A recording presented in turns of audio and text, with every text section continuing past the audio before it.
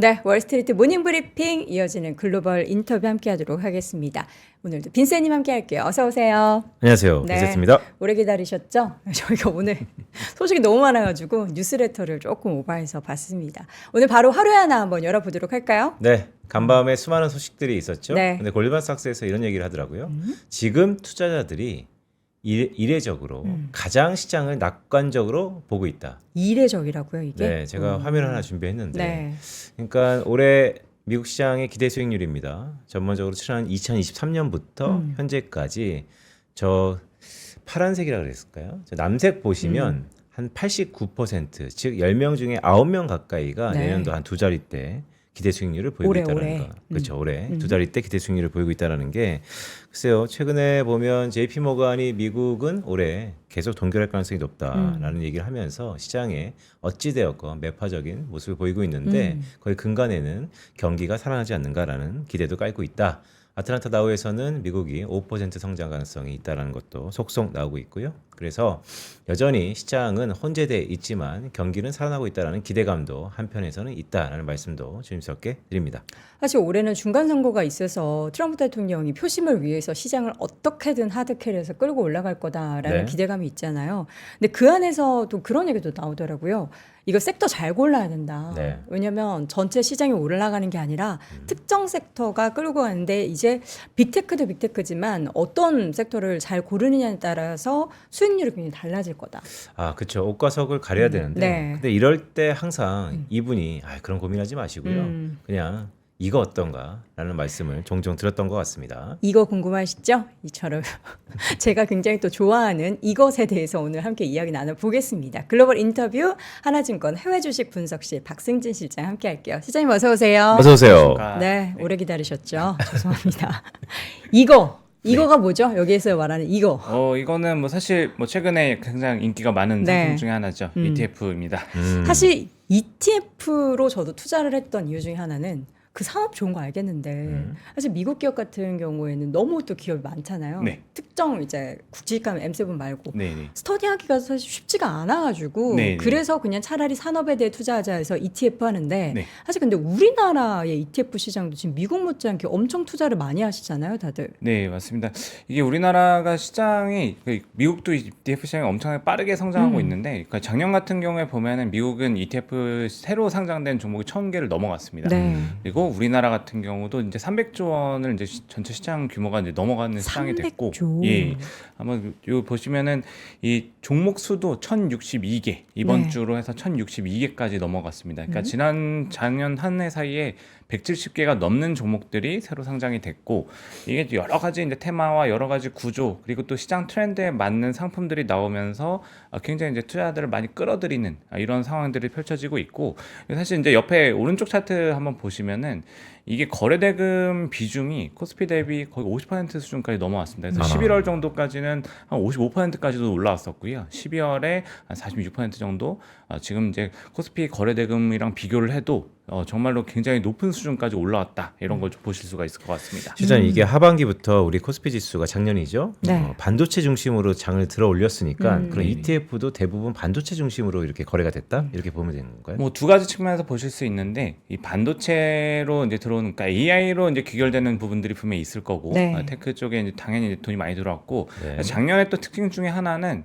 이 미국 중심의 ETF 시장이 형성이 됐다가 이제 우리나라 그러니까 국장에다 투자하는 ETF들에 대한 투자 비중이 점점 늘어나고 있다라는 부분들이 또 될 것 같습니다. 이게 사실은 재작년까지만 해도 사실 새로 상장되는 그러니까 사실 작년 상반기죠. 작년 상반기까지만 하더라도 미국 쪽의 주식을 가지고 만든 ETF가 훨씬 더 많이 등장을 했습니다. 네. 그런데 이제 6월 이후로 우리나라 시장이 굉장히 빠르게 올라가는 과정이 나타나면서 우리나라 시장을 가지고 이 포트폴리오를 만드는 ETF가 점점 늘어나고 있고 실제로 자금도 이렇게 좀 균형을 더 맞춰가는 이런 형태들이 나타나고 있다는 게 상당히 좀 특징적인 부분으로 보시면 될 것 같습니다. 네. 우리나라 ETF와 미국 ETF를 비교를 했을 때 사실 미국은 많은 분들이 지수 투자하는 ETF 투자를 진짜 장기간으로 네네. 많이 하시거든요. 근데 네. 국내는 약간 지수보다는 특정 섹터 아니면 종목을 모아둔 그런 투자를 많이 하는 네. 그런 ETF가 또 사랑을 맞습니다. 받는 것 같아요. 그러니까 이게 아무래도 투자자분들의 성향이 조금 이제 많이 가미가 된다라고 보시면 될 것 같고요. 국내는 아무래도 테마에 굉장히 민감합니다. 네. 그래서 말씀하신 것처럼 이게 특정 섹터나 테마, 산업 이쪽으로 점점 더 자금이 몰려가는 흐름들이 나오고 사실 뭐 크게 나누면 두 가지입니다. 그러니까 연금 쪽에서는 배당에 대한 부분들, 그리고 좀 더 안정적인 부분들, 약간 좀 같이 포트폴리오가 만들어진 ETF 쪽으로 자금이 들어간다 하면은 기본적으로 트레이딩을 하시는 분들 같은 경우는 뭐 저게 뭐 쉽게 보면은 반도체 ETF부터 시작해서 뭐 소프트웨어 ETF, 뭐 전기차 아니면은 뭐 최근에는 전력 ETF들도 굉장히 인기를 많이 끌고 있고요. 네. 이런 테마를 따라서 가는 게 그래서 사실 미국에서 이제 우리나라로 어떻게 보면 세일즈 들어오시는 외국 운용사분들도 테마나 sek터 같은 경우는 한국 운용사들을 좀 자기들이 좀 따라가기 굉장히 벅차다 이런 말씀까지 하실 정도로 보시면 될 것 같습니다. 그러니까요. 작년 언제였죠? 그 SK하이닉스의 레버리지 상품이 출시되면서 해외 운용사죠. 네네. 네, 상당히 또 인기몰이를 했던 것 같은데 또 요즘에는 장이 좀 지지부진하니까 또 네. 인버스 상품에 엄청 투자한다 이런 얘기가 있던데 ETF도 거기에 지금 쏠리고 있나요? 근데 레버리지랑 인버스는 사실 이게 시장이 그러니까 방향성을 잡으면은 네. 항상 누적이 되는 부분들이 있습니다. 그래서 이게 뭐 초반에는 지수가 많이 올라갈 초반에는 인버스 쪽으로 조금 이제 떨어지는 거를 감안해가지고 인버스 쪽의 수요가 더 많이 늘어났다가 네. 어느 정도 추세가 또 형성이 되면은 그때는 또 이제 상황이 바뀌게 됩니다. 그래서 이게 사실은 인버스랑 레버리지랑 어느 순간에 보면은 이게 수급이 계속 바뀌는 모습들이 나오기 때문에 한 방향으로 저희가 좀 보긴 어려운 부분들이 있습니다. 다만 이제 저희가 액티브랑 패시브 이런 것들을 놓고 보면은 최근에 조금 이제 패시브 쪽에서 액티브 쪽으로 자금이 좀 움직이고 있는 그림들 이런 것들 정도가 조금 더 저희가 확인할 수 있는 트렌드의 변화 이렇게 좀 보시면 될 것 같습니다. 그럼 지금 실장님 보셨을 때는 여전히 레버리지 상품에 좀 더 인기가 있습니까? 아니면 인버스 상품이 요즘에 인기가 있다고 보십니까? 근데 기본적으로는 네. 이게 사람들의 이 주식시장에 참여하는, 그러니까 시장에 참여하시는 분들의 기본적인 심리는 롱 마인드를 가지고 있습니다. 매수 마인드를 가지고 있기 때문에 항상 레버리지. 보면은 이 레버리지 ETF가 훨씬 더 자금이 많이 들어오는 경우가 많다라고 보시면 될 것 같고요. 이게 보통 보면은 이 그 운용사들이 ETF를 낼 때 세트로 많이 냅니다. 그러니까 레버리지를 내면은 인버스도 같은 지수에 대해서 같은 세트를 내는데 일반적으로는 뭐 둘 다 같이 크는 경우들도 종종 있지만 이 레버리지 쪽이 AUM이 훨씬 더 그러니까 시총 규모가 많이 자금이 유입되면서 네. 얘가 훨씬 더 거래가 잘 되는 경우들이 더 많이 발생한다. 이렇게 좀 나눠서 보시면 좋을 것 같습니다. 그러니까 말씀 들어보니까 또 그럴 것 같네요. 왜냐하면 뭔가를 살 때는 기대로 오를 거다라는 확신을 갖고 살 경우가 그렇죠. 많으니까요. 그리고 옛말에 그런 얘기 하잖아요. 쇼 쳐서 성공하는 사례는 없다. 네, 사실 그렇죠. 네. 근데 최근에 또 우리 국내 투자자분들 일부 중에서 네. 그 곧버스를 그렇게 네. 열심히 매수하셔서 네. 엄청난 손실을 보고 있다라는 네. 그런 내용들도 많이 전해지던데 그분들은 이제 멈추셔야 되는 건가? 그렇죠. 사실 근데 이게 기본적으로 자산 가격을 보면은 뭐 역사적으로 보면 채권도 그렇고 주식시장도 그렇고 이 상승 기조를 트렌드를 좀 보였던 것들을 저희가 역사적으로 볼 수가 있기 때문에 네. 일단 인버스 ETF 같은 경우는 어떻게 보면은 뭐 전략적으로 잠깐 좀 활용하는 수준에서 좀 보시는 게 맞을 것 같고 이거를 장기 투자한다라고 하면은 사실 인버스 ETF에 또 구조적 약점들이 있기 때문에 약간 좀 비용 측면에서나 좀 불리한 부분들이 좀 많다 이런 것들도 한번 좀 고민해 보실 필요가 있을 것 같습니다. 그 연초부터 다양한 ETF들이 좀 상장을 했다라고 하는데 네네. 이게 연초에 상장된 거는 이제 작년부터 뭔가 이제 준비를 하고 네. 뭐 테마라든지 뭐 지수라든지 거기에 이제 유망할 거를 이제 올해 상장시키는 거잖아요. 네, 맞습니다. 뭐가 상장이 됐죠? 그 이번 주에 이제 새 종목이 나왔는데 네. 또 이 새 종목 같은 경우가 약간 좀 우리 시장에서 좀 이 핫하게 보는 테마들을 하나씩 한 부분을 가져갔지 않나라고 보고 있고요. 이게 보면은 이번 주에 상장된 종목 3개가 있는데 네.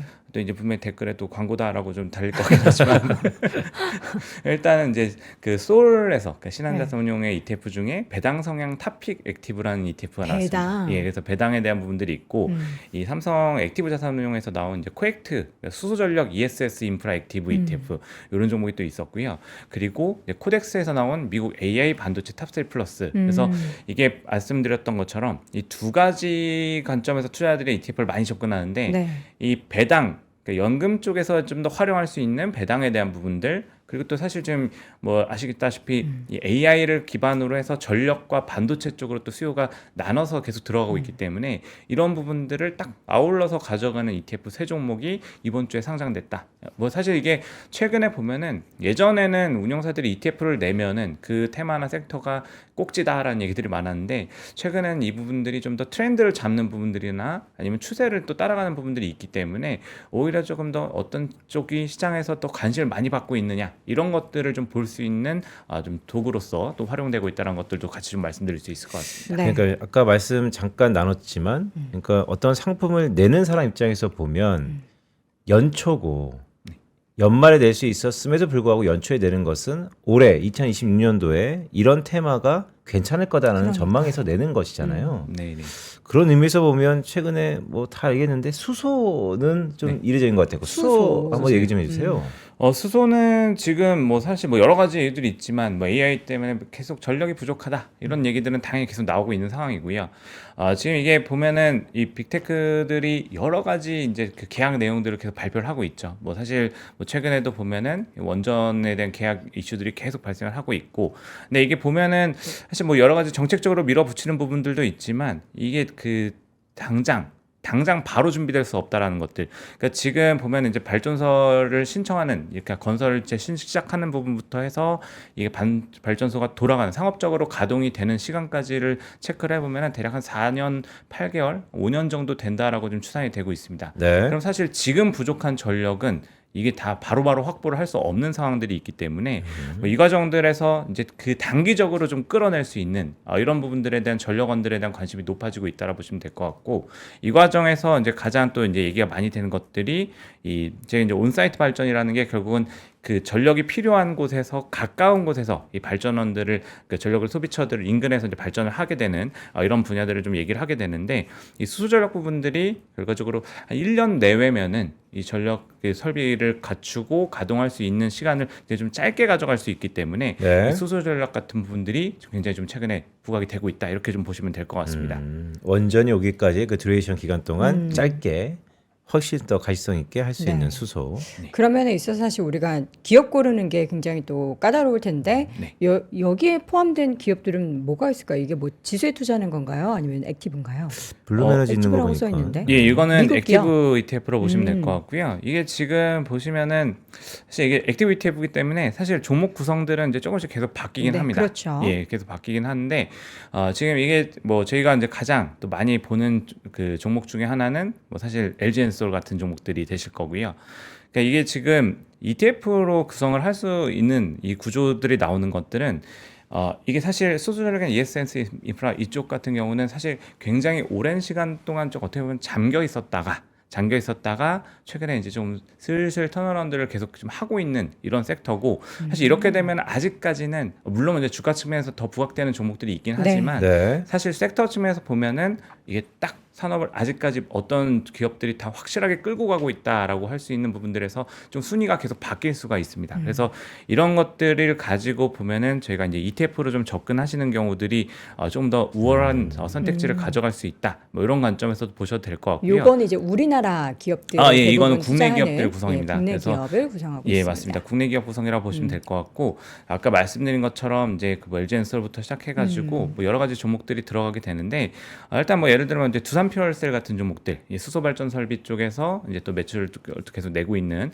이 두산 퓨얼셀 같은 종목들, 그리고 비나텍이나 코세스 같은 종목들이 이 수소 설비 쪽에서 저희가 이제 부각되는 종목이라 보시면 될 것 같고, 뭐 ESS로 가면은 뭐 LG엔솔부터 시작해서 삼성 SDI, 뭐 서진 시스템, 신성 ST, 한중 NCS, 그러니까 개별 기업으로 이제 접근했을 때 물론 뭐 LG엔솔이나 뭐 삼성 SDI 이런 종목들은 좀 더 규모가 크기 때문에 뭐 자신있게 들어갈 수 있겠지만, 어떻게 보면 조금 이제 포트를 구성하는 과정에서 이 개별 기업으로 좀 대응하기 조금 좀 어려울 수 있는 이런 네. 기업들의 포트폴리오를 이 ETF를 통해 가지고 투자할 수 있다. 그리고 사실 이게 액티브 ETF이기 때문에 아까 말씀드린 대로 이 산업의 상황들이 바뀔 때, 물론 이제 국내 액티브 ETF는 제가 이제 비교지수 대비해서 0.7의 상관관계를 지켜야 되는 규정이 있긴 하지만, 네. 그래도 상대적으로 패시브 대비해서는 유연하게 조정을 할 수 있다는 부분들 이렇게 좀 보시면 될 것 같습니다. 그러니까요. 그 말씀이 딱 맞는 것 같아요. 수소 좋아 보이는데 딱 키 대표 주도주가 떠올리지 않으면 그렇죠. 이때 ETF를 활용하면 좋다. 더구나 패시브보다 액티브의 장점이 있다. 이런 말씀 주셨는데 네. 저는 오시면 이거 한번 여쭤보고 싶었어요. 어떤가요? 상품을 많이 보시잖아요. 네. 그러면 이게 트렌드다라는 것이 빨리 익힐 수 있을 것 같은데 네네. 지금 미국의 이 빅테크들 안에서 엔비디아는 약보와 그 안에 다른 것들이 올라선다. 네. 한국도 네. 주도주였던 뭐 전자는 선방한다고 하지만 네. SK하이닉스는 다음 주 실적 발표를 앞두고 그런가 뭐 지지부진하거든요. 네네. 트렌드가 바뀌었습니까? 뭐 사실 트렌드가 꼭 바뀌었나라고 좀 생각하는 부분들도 있긴 합니다. 이게 어쨌든 이 산업 안에서 도는 부분들이기 때문에 네. 이게 결과적으로 여전히 이 펀드 플로우들을 체크해 보면은 AI나 테크 쪽에 대한 비중이 훨씬 좀 높게 나타나는 부분들이 있고요. 사실 이게 지금 최근에 보면은 이게 주가가 빠지면서 오히려 조금 더 매수세가 더 들어가는 부분들이 분명히 더 있습니다. 이게 사실 뭐 저희가 이제 원달러 환율도 같이 보시면 좋을 것 네네. 같은데 네. 이게 원달러 환율 같은 경우도 사실 이제 12월 달에 굉장히 변동성이 커졌었던 부분들이 있었고 정책 대응이 된 부분들 물론 어제 이제 밤 사이에는 조금 더 밀리는 부분들이 있었지만 이게 사실 이 환율이 내려오니까 오히려 지금 12월 이후에 1월부터는 오히려 더 이게 미국 기업들에 대한 투자가 이 서학개미 분들도 더 강력하게 좀 들어간 부분들이 있고 이게 대부분 또 AI나 테크 쪽으로 그동안 좀 사실 못했던 부분 쪽으로 들어가는 케이스들이 분명히 더 나타나고 있는 것 같습니다. 일단은 지금 뭐 트렌드상으로는 추세가 좀 바뀌었다라고 좀 보기는 어려운 부분들이 있고 네. 다만 이 선택지들이 조금 이제 확산되고 있다라는 수준에서 좀 보시면 좋을 것 같고요.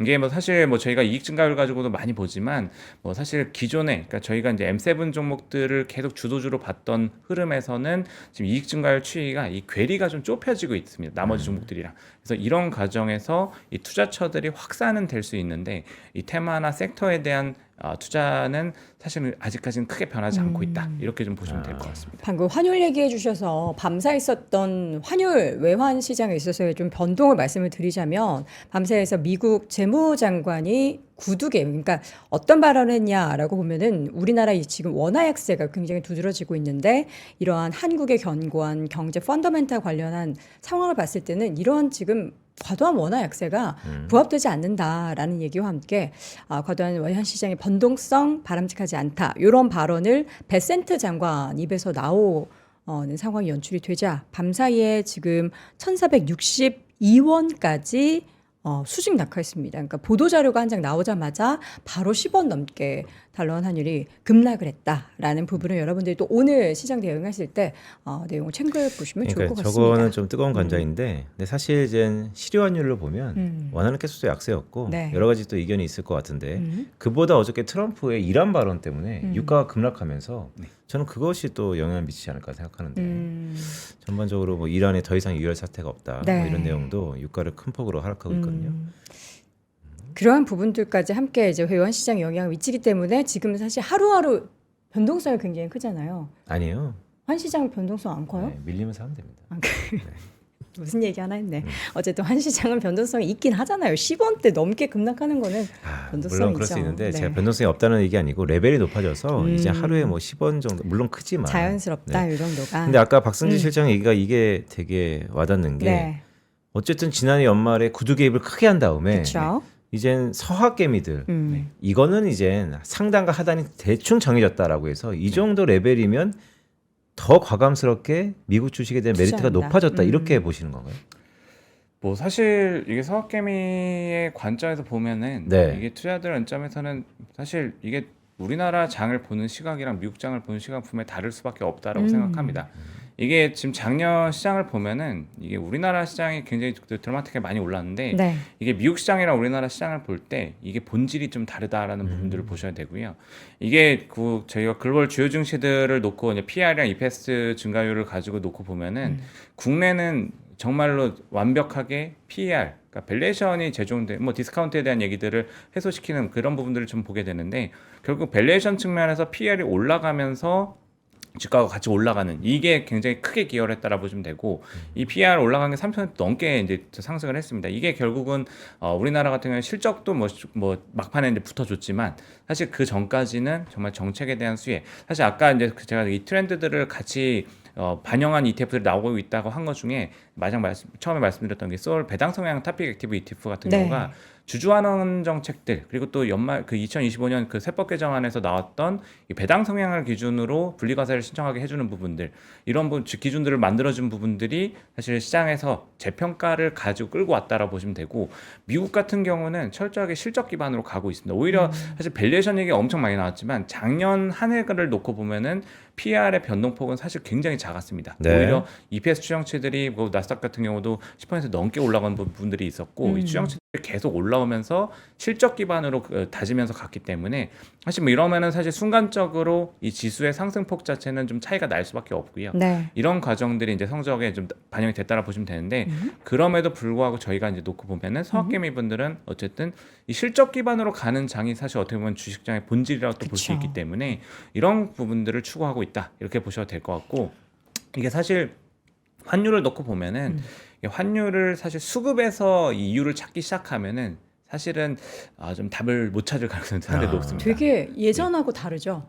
뭐 사실 예전에도 그랬습니다. 사실은 그래요? 솔직히 말씀드리면 객관적으로 보면은 이게 구두 개입이라던가 정책적으로 이게 수급을 건드리는 정책 대응은 사실 브레이크 역할은 할 수 있습니다. 그러니까 속도를 제어하는 정도는 될 수 있는데 방향성을 꺾어내는 부분들은 사실 쉽지 않습니다. 그렇군요. 결국은 이제 펀더멘탈과 본질, 정책적인 본질, 그 유동성에 대한 함수, 이렇게 경제에 대한 함수로 가는 부분들이기 때문에 사실 이 과정들은 브레이크는 될 수 있겠지만 방향성을 꺾지 못한다는 부분들을 저희가 역사적으로 학습 효과들이 있기 때문에 네. 이런 과정에서 조금 낮아졌을 때 오히려 투자 기회를 삼는 부분들이 좀 생기지 않았나 이렇게 보시면 될 것 같습니다. 자, 그러면 저는 사실 이게 제일 궁금하거든요. AI 반도체 관련한 아, ETF가 있는데 여기도 지금 비중을 보면 여전히 엔비디아가 제일 높아요. 근데 그 다음에 TSMC 오케이. 근데 브로드컴의 비중이 되게 높네요. 네, 브로드컴 같은 경우는 사실 TPU 쪽이랑 연결하는 부분으로 보시면 될 것 같고요. 그러니까 알파벳 대신에 이제 브로드컴이 어쨌든 이 제조 생산의 역할들을 하기 때문에 네. 이 브로드컴을 넣었다라 보시면 되고 이게 사실 기존의 이제 반도체 ETF랑 다른 점은 사실 저희가 이제 기존에 저희가 이제 미국에서 가장 많이 사는 이 반도체 ETF 중 하나가 SMH입니다. SMH 이제 많이 들어보셨을 건데 SMH가 사실은 반도체 올라간 AI 시장에서 이제 반도체 올라가는 것들을 가장 공격적으로 수익률에 반영을 시켰던 종목이고 네. 이 배경에는 지수 방법론의 차이가 있습니다. 저희가 반도체 ETF라고 하면은 SMH, SOXX 이 두 종목을 상당히 좀 많이 비교를 하게 되는데 네. SMH는 이 상단, 그러니까 개별 종목의 최대 비중을 20%까지 열어줍니다. 더 많이 실 수 있게. 네. 근데 SOXX 같은 경우는 분산 투자를 더 할 수 있게 상단을 뭐 10% 정도에서 막아버리거든요. 그러면은 여기 이제 보이는 엔비디아의 비중이 자연스럽게 깎여 내려가는 시총 대비해서 낮아지는 부분들이 있는데, 근데 사실 그렇게 구조를 보면은 SMH가 어쨌든 20% 초반까지 엔비디아가 계속 올라가고 있는 부분들이 있었기 때문에 그거는 비슷한데 뒤에 TSMC랑 브로드컴, 그러니까 탑3에 들어간 종목들의 비중을 인위적으로 리밸런싱 하는 타이밍에 20%까지 올려줍니다. 그러면 명확하게 지금 엔비디아, 그러니까 GPU의 그 생태계를 가져가고 있는 엔비디아 비중을 높게 가져가는 것도 마찬가지인데 TSMC나 브로드컴의 비중을 인위적으로 또 더 높여주면서 어떻게 보면은 이 지금 AI 반도체 산업을 끌고 가고 있는 종목들의 비중을 그말로 그냥 확 집중을 시키면서 이 시장에 가는 그림들을 자연스럽게 더 적극적으로 가져갈 수 있게 이렇게 보면 될 것 같습니다. 전 사실 이제 ETF 투자에서 아이디어를 얻는 것 중에 하나가 그 ETF를 통해서 관련한 산업에 투자를 하는 네. 것도 좋지만 어떤 종목들의 비중이, 그러니까 우리가 알고 네네. 있는, 그러니까 대형주 뭐 엔비디아 뭐 이런 거 말고도 네. 뭔가 2등, 3등에서 퍼포먼스가 달 날 만한 종목을 고를 네. 때 그런 이제 액티브 ETF를 보면서 편입을 새로 했다거나 네. 아니면은 비중이 적었는데 좀 늘어난다거나 이런 것에 좀 아이디어를 얻거든요. 네. 저희 방법이 어떻게 나쁘지 않은 건가요? 뭐 괜찮은 것 같고요. 사실 오늘 지금 제가 세 종목 이번 주에 상장된 세 종목을 말씀드리는데 사실 아까 말씀드렸던 그 소울 배당 성향 탑픽이랑 그다음에 이제 코엑트의 수소 전력 ESS는 두 개 액티브입니다. 그래서 네. 이게 왜 이제 차이가 얘는 이제 코덱스 미국 반도체 탑3 플러스 이게 패시브인데 네. 이게 차이가 나는 이유는 이 배당 성향 탑픽 같은 경우는 지금 정책이 시행되는 과정이고 연초에 배당을 이제 이 조건에 맞게 배당 성향 40%를 가져가거나 뭐 25% 10% 조건 배당 증가율이랑 이런 조건들을 맞춰준 종목들이 어디서 나오는 부분들을 유연하게 대응할 수 있기 위해서 액티브 형태들이 만들어졌다. 네. 이렇게 보시면 되고 네. 뭐 아까 말씀드린 수소전력 ESS 코렉트 종목 같은 경우도 지금 이 턴어라운드 하는 과정에서 주가 모멘텀을 더 튀어오르는 종목들이 계속 바뀔 수가 있기 때문에 이것들을 조금 더 빠르게 유연하게 캐치하기 위한 액티브 ETF라 보시면 되고 이 반도체는 아무래도 지금 어떻게 보면은 이 안에서는 순위라던가 이 밸류체인이 어느 정도 정해졌기 때문에 이 안에서 산업을 끌고 갈 수 있는 주도주들 그리고 또 이게 보시면은 이 크레도나 뭐 ARM, 램버스 이런 기업들이 이 밸류체인 나머지 7개 종목 구성에 또 들어가 있습니다. 이것들을 또 사실 다른 ETF 대비해서 상대적으로 좀 끌어올리면서 네. 지금 샌디스크도 마찬가지고요. 그러니까 최근에 이 시장에서 AI 밸류체인으로서 확고한 위치들을 보여주는 종목들에 집중하는 포트폴리오를 만들어서 사실 이것 같은 경우는 산업에 더 집중하는 형태를 고정시켜 놓는 약간 그래서 이게 패시브 형태로 들어오는 이 기준의 좀 차이점들을 이렇게 좀 만들어 놓고 있다라 보시면 될 것 같습니다.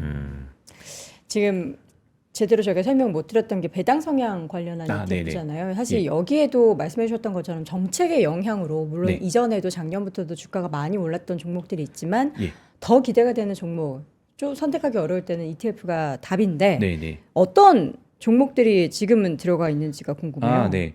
일단 이게 그 저희가 세법 개정안 내용 보면은 이제 분리대상 기업 여기 기준으로 보시면 이게 배당 성향 40% 이상 뭐 조건을 충족하거나 네. 아니면 배당 성향이 25% 이상이거나 요즘 제가 텍스트 잘못 넣었네요. 전년 대비 10% 이상 배당이 증가하는 기업들, 이 두 가지 조건들을 충족하는 기업들을 가지고 저희가 이제 이 분리과세 조건들을 이제 넣어줬다라 보시면 될 것 같고요. 네. 지금 이제 상장된 기업들 중에서 이 조건들을 충족한 이 포트폴리오 ETF 안에 들어간 종목들은 뭐 여기 테이블을 제가 정리를 해놨는데 네. 칠- 지금 7번 우리금융지주부터 시작해서 뭐 기아, KTNG, 현대엘리베이터, 뭐 삼성화재, 삼성증권 사실 뭐 배당주에서도 뭐 굉장히 또 두각을 보이는 종목들이지만 이 안에서도 아까 말씀드린 분리과세 조건을 충족시키면서 주가가 좀 더 모멘텀을 더 끌고 갈 수 있는 부분들이 기대가 되는 이런 기업들의 구성의 ETF라 보시면 되고 이게 그 어쨌든 아까 말씀드린 것처럼 2026년에 배당을 하는 것 가지고 또 이 기준이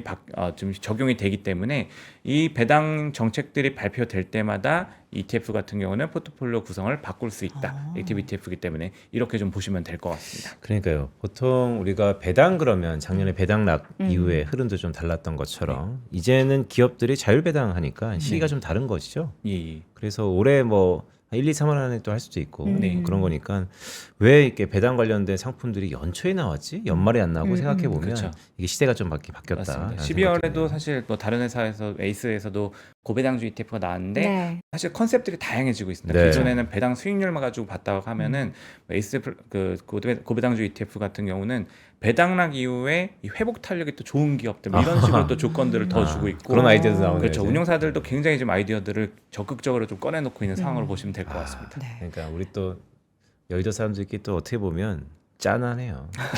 어떻게 해서든 수익을 그러니까, 많이 끌어올리기 위한 네. 장치들을 계속 전문가시잖아요. 추가하고 있거든요. 보면 좀 짠하잖아요. 이거 어떻게든 막 컨셉을 그렇죠. 사실 무한 경쟁 시대에 예, 아까 AI 반도체도 말씀드렸지만 이거 AI 쳐보면은 지금 ETF가 거의 70개 가까이 나오고 반도체로 키워드 치면 한 네. 40개, 44개 정도 나오거든요. 거기에서 또 선택을 받아야 그렇죠. 되는 거기서도 어떻게든 성과를 더 낼 수 있는 포트폴리오 만들어서 네. 돈을 많이 끌어들여야 되는 이런 경쟁이 하기 위해서 계속 아이디어를 짜내고 있는 부분들이기 때문에 사실 그러니까. 예, 힘듭니다. 그러니까 우리도 약간 좀 쉽게 명칭도 물론 명칭이 중요하지만 그냥 차라리 깐부 ETF 뭐 이런 거 한번 나왔으면 아, 네.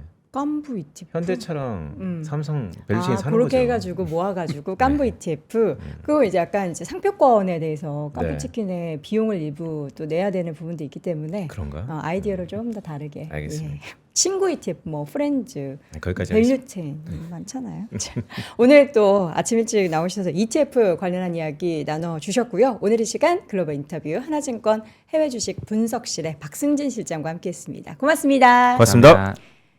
자, 오늘도 월스트리트 모닝 브리핑 함께 하셨습니다. 2026년 1월 딱 이제 절반 지났습니다. 오늘이 15일이니까요. 요즘에 미국 시장 흐름을 좀 보시면서 여러분들이 내가 과연 올해는 방향을 제대로 잡고 투자하고 있는가에 대해서도 고민을 한 번쯤 해보셨을 텐데 이제는 시장을 따라가는 것보다 시장을 움직이는 사람들의 이야기를 한번 좀 직접 들어보시는 건 어떨까 싶습니다.